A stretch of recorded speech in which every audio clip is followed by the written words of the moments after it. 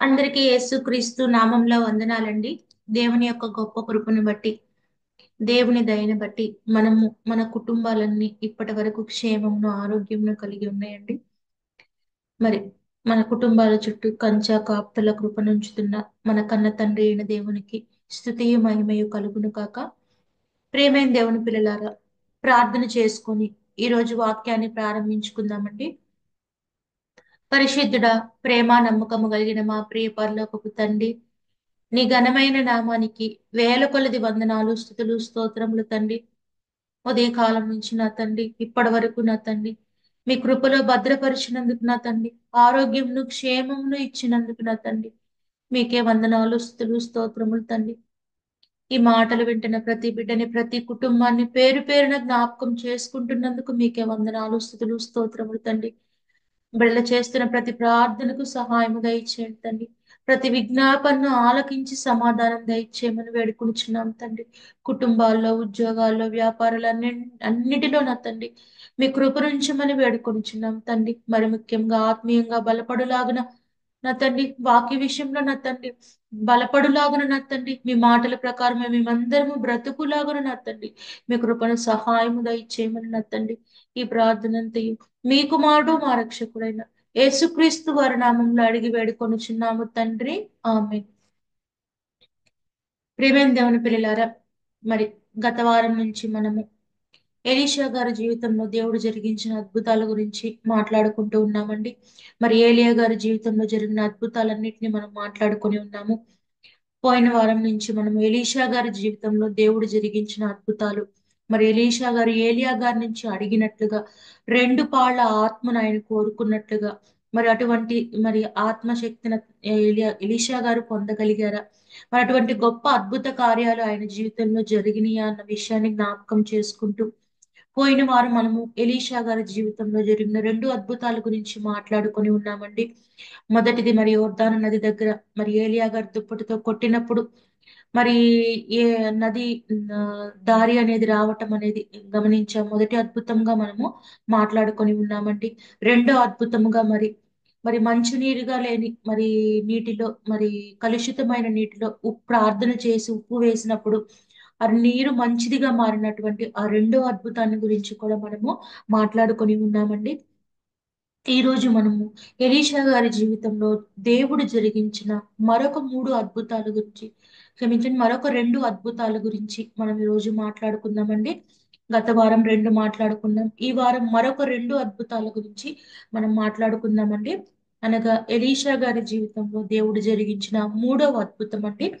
మనం గనక చూసుకున్నట్లయితే రాజుల రెండవ గ్రంథంలో మనం చూసుకోవచ్చండి.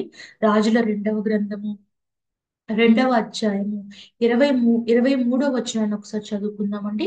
రాజుల రెండవ గ్రంథము రెండవ అధ్యాయము 23వ వచనంలో చూసుకున్నట్లయితే ఎలీషా గారి జీవితంలో జరిగిన మూడవ అద్భుతాన్ని మనం జ్ఞాపకం చేసుకోవచ్చండి. 23వ వచనం చూసుకుంటే, అక్కడ నుండి అతడు బేతేలునకు ఎక్కి వెళ్ళెను. అతడు త్రోవను పోగుచుండగా బాలురు పట్టణంలో నుండి వచ్చి బోడివాడ ఎక్కి పొమ్ము, బోడివాడ ఎక్కి పొమ్మని అతన్ని అస అపహాస్యము చేయగా. మరి ఇక్కడ కనుక మనం జ్ఞాపకం చేసుకుంటానండి, మరి ఎలీషా గారు మరి బేతేలునికి వెళ్ళినప్పుడు అక్కడ కొంతమంది బాలురు మరి ఎలీషా గారిని హేళన చేసినట్లుగా, మరి ఎక్కిరించినట్లుగా ఒక సందర్భం ఇక్కడ మనకి కనపడుతుందండి. బోడివాడ బోడివాడ అని చెప్పి ఎలీషా గారిని అక్కడ ఉన్న పిల్లలు మరి హేళన చేసినట్లుగా కనపడుతున్న సందర్భం అండి. మరి ఆ పిల్లలు అలా హేళన చేసినప్పుడు మరి ఎలీషా గారి వెనక్కి తిరిగి ఏం చెప్పారో కనుక మనం కింద వచనంలో చదువుకున్నట్లయితే, అతడు వెనుకకు తిరిగి వారిని చూచి యెహోవా నామమును బట్టి వారిని శపించెను. అప్పుడు రెండు ఆడు ఎలుకబంటులు అడవిలో నుండి వచ్చి వారిలో 42 బాలులను చీల్చివేసెను. మరి ఎవరైతే ఎలీషా గారిని హేళనగా చేసి మరి బోడివాడ బోడివాడ అని హేళన చేశారో వాళ్ళ వైపుకు మరి ఎలీషా గారు తిరిగి మరి యెహోవా నామమును బట్టి వాళ్ళని శపించినప్పుడు రెండు ఎలుకబంట్లు వచ్చి ఆ పిల్లలందరినీ చంపివేసినట్లు మనకి ఇక్కడ కనపడుతుంది. ప్రేమైన దేవుని పిల్లరా, నిజంగా మరి ఒక దేవుని ప్రవక్తని, దేవుని మాటలను చెప్పే దేవుని ప్రవక్తగా ఉన్న ఒక వ్యక్తిని మరి హేళన చేయటం అనేది చాలా తప్పైన విషయం ప్రేమైన దేవుని పిల్లరా. మరి అటువంటి తప్పు చేసిన మరి చిన్న పిల్లలైనా సరే, బాలురైనా సరే మరి శిక్ష అనేది అనుభవించాల్సి వచ్చింది. ఈ ఈ మాటలను బట్టి మరి ఏలియా గారి జీవితంలో జరిగిన మూడో అద్భుతాన్ని మనము జ్ఞాపకం చేసుకోవచ్చండి. యెహోవా నామమును బట్టి శపించినప్పుడు ఎలుగుబంట్లు వచ్చి ఆ పిల్లల్ని చంపివేసినట్లు, చీల్చివేసినట్లు మనకి ఇక్కడ కనపడుతుంది ప్రేమైన దేవుని పిల్లరా. ఇదే మూడో అద్భుతం. మరి నాలుగో అద్భుతాన్ని కూడా మనం జ్ఞాపకం చేసుకున్నట్లయితే ఇదే రాజుల రెండవ గ్రంథము మూడవ అధ్యాయంలో 4వ వచనం నుంచి మనము చదువుకుందామండి. ఇదే రాజుల రెండవ గ్రంథము మూడవ అధ్యాయము 4వ వచనం నుంచి ఒకసారి చూసుకున్నట్లయితే, మోయాబు రాజైన మేష అనేకమైన మందలు గలవాడై 1,00,000 గొర్రె పిల్లలను బొచ్చుగల 1,00,000 గొర్రె పొట్టేలను ఇస్రాయేలుకు రాజునకు పన్నుగా ఇచ్చుచుండువాడు. అయితే ఆహాబు మరణమైన తరువాత మోయాబు రాజు ఇస్రాయేలు రాజు మీద తిరుగుబాటు చేయగా, ఇక్కడ సందర్భాన్ని మనం జ్ఞాపకం చేసుకున్నట్లయితే మరి మోయాబు రాజు ఇస్రాయేల్ రాజు మీద తిరుగుబాటు చేస్తున్న సందర్భం ప్రేమైన దేవుని పిల్లారా. మరి ఇస్రాయేల్ రాజు మీద మోయాబు రాజు మరి తిరుగుబాటు చేసినప్పుడు మరి ఇస్రాయేల్ రాజు మరొక ఇద్దరు రాజులతో, యూదా రాజుతోను ఎదోము రాజుతోను మరి వాళ్ళ సహాయంతో మరి యుద్ధానికి మరి సిద్ధపడి ఉండగా వారు ఎదోము అరణ్యంలో ప్రవేశించినట్లుగా మనకి కనపడుతుంది ప్రియమైన దేవుని పిల్లారా.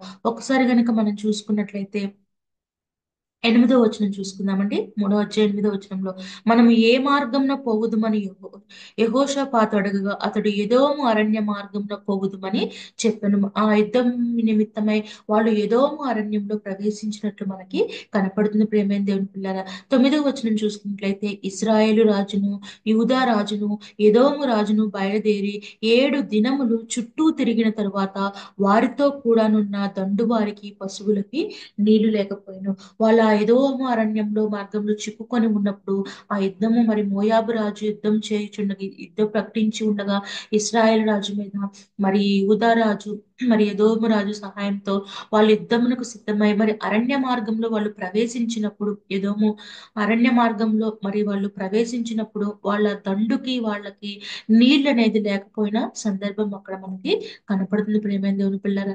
నీళ్లు లేకపోయిన సందర్భం కనిపించినప్పుడు అప్పుడు మరి ఎలీషా గారిని వాళ్ళు పిలువనంపించడం అనేది జరుగుతుంది. మరి ఎలీషా గారిని పిలువనంపించినప్పుడు ఒకసారి కనుక మనం చూసుకున్నట్లయితే 13వ వచనం అండి. ఎలీషా ఇస్రాయేలు రాజును చూచి, నాతో నీకు నిమిత్తమేమి, నీ తల్లిదండ్రులు ఉంచుకున్న ప్రవక్తల యొద్దకు పొమ్మని చెప్పాను. అలాగూ అనవద్దు, మోయాబీల చేతికి అప్పగింపవలనని యెహోవా రాజులైన మా ముగ్గురిని పిలిచినని ఇస్రాయేలు రాజు అతనితో అనినప్పుడు ఎలీషా ఇట్లనెను, ఎవరిని సన్నిధిన నేను నిలిచి ఉండి ఉన్నాను, ఇస్రాయేలు దేవుడైన ఆ యెహోవా జీవము తోడు యూదా రాజైన యెహోషాపాతును నేను గౌరవము చేయని యెడల నిన్ను చూచుటకైనను లక్ష్య పెట్టుకొనకైనను ఒప్పకపోవుదును. నా యుద్ధకు వీణ వాయించగల ఒకరిని తీసుకొని రమ్ము. ఇక్కడ ఎలీషా గారు ఇశ్రాయేలు రాజుతో మాట్లాడిన తర్వాత వీణ వాయించే ఒక అతన్ని పిలిపించమని చెప్పి మరి ఎలీషా గారు చెప్పటం జరుగుతుంది. తర్వాత తను వీణ వాయిస్తున్నప్పుడు మరి ఎలీషా గారు మరి రాజుతో సెలవిచ్చిన మాటను కనుక మనం జ్ఞాపకం చేసుకున్నట్లయితే 16వ వచనం అండి. యెహోవా సెలవిచ్చినదేమనగా ఈ లోయలో చాలా గోతుల్ని త్రవ్వించుడి.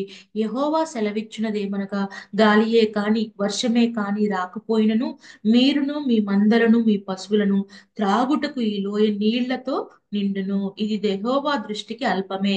ఆయన మోయాబీలను మీ చేతికి అప్పగించును.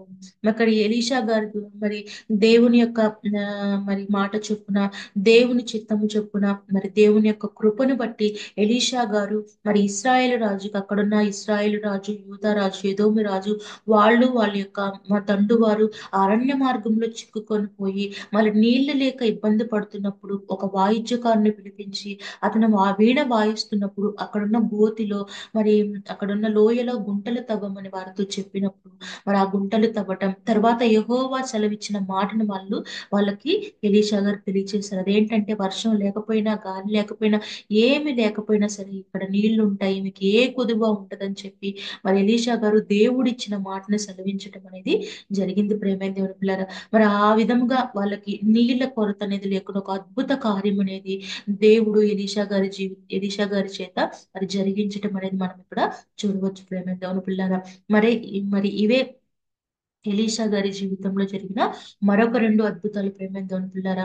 పోయిన వారం రెండు అద్భుతాలు మాట్లాడుకున్నాం. ఈ వారం కూడా మరి ఒక రెండు అద్భుతాలు దేవుడు ఎలీషా గారి జీవితంలో చేసినవి మనము మాట్లాడుకున్నాం ప్రేమ దేవుని పిల్లారా. మూడో అద్భుతం జ్ఞాపకం చేసుకున్నట్లయితే, మరి ఎలీషా గారిని మరి హేళన చేసిన బోడివాడ బోడివాడ అని హేళన చేసిన ఆ పిల్లల్ని శపించినప్పుడు మరి ఎలుగుబంట్లు వచ్చి వాళ్ళని చీల్చివేసినట్లు మనకు కనపడుతుంది. నాలుగో అద్భుతము, మరి ఇస్రాయేలు రాజు, యూదా రాజు, ఎదోము రాజు ఎదోము అరణ్యంలో చిక్కుకొని నీళ్ల లేక ఇబ్బంది పడినప్పుడు మరి యెహోవా నామమును బట్టి మరి యెహోవా సెలవిచ్చిన ప్రకారము ఆ లోయలో వాళ్ళ చేత గుంటలు తవ్వించినప్పుడు నీళ్లు కొదవ అనేది పోయినట్లు మనము గమనించుకోవచ్చండి. ఇవే ఎలీషా గారి జీవితంలో దేవుడు జరిగించిన మరొక రెండు అద్భుతాలు ప్రేమైన దేవుని పిల్లారా. మరి వచ్చే వారము మరి ఒక రెండు అద్భుతాలు మనము జ్ఞాపకం చేసుకుందామండి. మరి మీలో ఇంకా ఎవరైనా ఈ జూడిత్ సిజిసి ఛానల్ ను మరి సబ్స్క్రైబ్ చేసుకున్నట్లయితే ఈ ఛానల్ ను సబ్స్క్రైబ్ చేసుకోవలసిందిగా ప్రేమతో కోరుకుంటున్నామండి. అలాగే మీ బంధువులకి, స్నేహితులకి, మీకు తెలిసిన వాళ్ళందరికీ కూడా ఈ మెసేజెస్ అన్నిటినీ షేర్ చేయవలసిందిగా ప్రేమతో కోరుకుంటున్నామండి. అందరికీ వందనాలు.